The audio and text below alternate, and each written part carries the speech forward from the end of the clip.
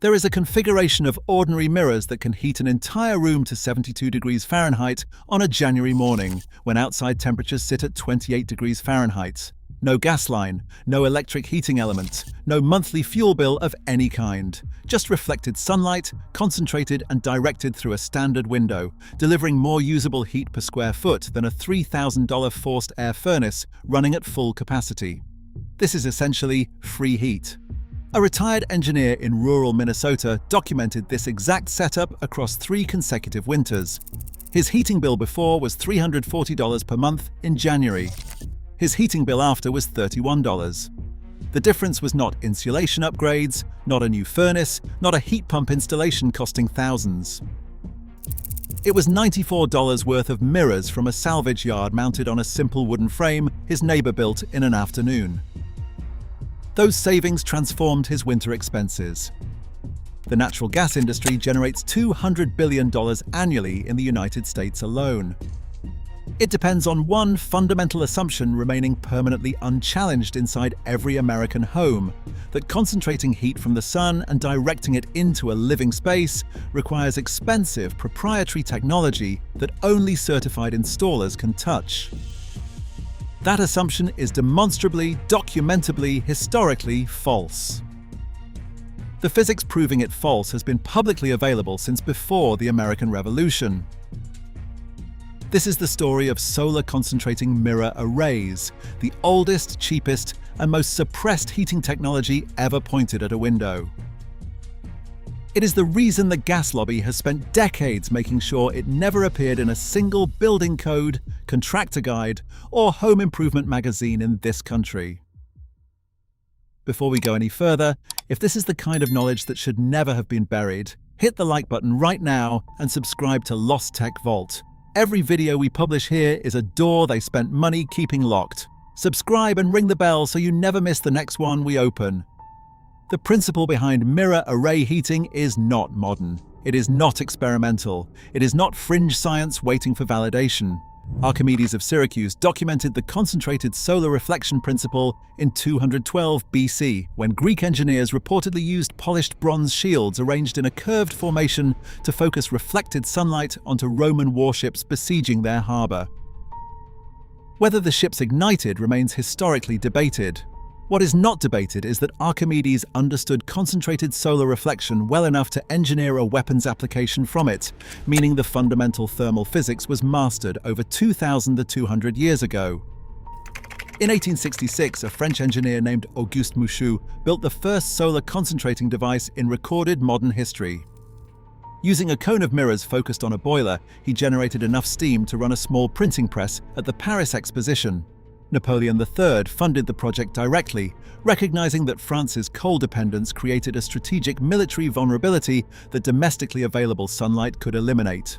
Mouchout's device worked, and the French Academy of Sciences verified it. Napoleon III praised it publicly.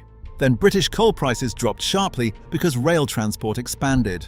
The economic pressure on France to develop solar alternatives evaporated overnight. Mouchout's funding was cancelled. His device was moved to storage. His research was quietly archived. France returned to coal for another century. The pattern established in 1866 has repeated itself without variation every single time concentrated solar mirror technology has approached mainstream residential adoption. The moment it threatens fossil fuel revenue, the economics are manipulated, the funding disappears, and the research gets filed where no contractor will ever find it. In 1977, the Carter administration commissioned a Department of Energy study on passive solar heating technologies for residential application. The researchers examined 14 distinct configurations of reflective surfaces, window orientations, and thermal mass combinations across test homes in 6 climate zones. Their findings, published in Department of Energy Report number HCP-TUQ36101 and available in the National Technical Information Service archive today, documented that exterior mirror arrays mounted at calculated angles to redirect winter sunlight through south-facing windows generated interior heating equivalent to between 40 and 70% of total winter heating load, depending on climate zone and window area, with zero operating costs after installation. 40 to 70% of your entire winter heating bill, eliminated by mirrors pointed at windows, documented by the Department of Energy under oath in a federal research publication that has sat in a public archive for nearly 5 decades. The Reagan administration took office in 1981. The Department of Energy's renewable energy research budget was cut by 85% in the first 2 years. The passive solar program that produced the 1977 study was defunded entirely by 1982. The researchers scattered, the institutional knowledge dissolved, and the natural gas industry, which had watched the Carter-era solar push with considerable alarm, returned to its preferred condition, a residential heating market with no credible low-cost alternative to monthly fuel delivery. The science the DOE documented in 1977 is worth stating plainly, because the numbers are the part the gas industry most needs you never to encounter. South-facing windows in the Northern Hemisphere receive direct winter sunlight at low angles, which penetrate deep into interior spaces. Standard clear glass transmits approximately 86% of incident solar energy as heat into the room behind it. A flat mirror mounted externally at a calculated angle, typically between 30 and 45 degrees from vertical depending on latitude, reflects additional sunlight through that same window, multiplying the effective collection area without modifying the window or the building structure in any permanent way. A single 4 by 8 foot mirror panel mounted externally reflects the solar energy equivalent of an additional 32 square feet of south-facing window into the room behind it. 4 such panels at a cost of $80 to $120 in salvaged or hardware store mirror material, mounted on a basic wooden frame, effectively triple the passive solar heating input of a standard window. In a well-insulated room with adequate thermal mass to absorb and re-radiate that heat through evening hours, this configuration maintains comfortable temperatures through winter days across most of the continental United States without any supplemental heating source.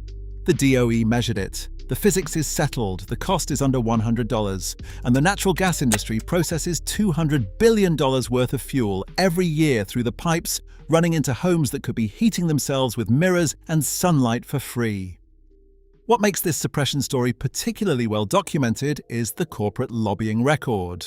In 1997, the American Gas Association, the primary lobbying body for the natural gas distribution industry, submitted formal commentary to the International Residential Code Committee opposing the inclusion of passive solar design requirements in residential building standards. Their stated objection was that passive solar specifications would create an unfair competitive disadvantage for gas heating systems in new construction markets. Read that again. The gas industry's own lobbying arm submitted formal opposition to building code language that would have taught architects and contractors to design homes that collect free solar heat, on the grounds that free heat creates unfair competition for paid heat. The commentary is part of the public International Residential Code deliberation record.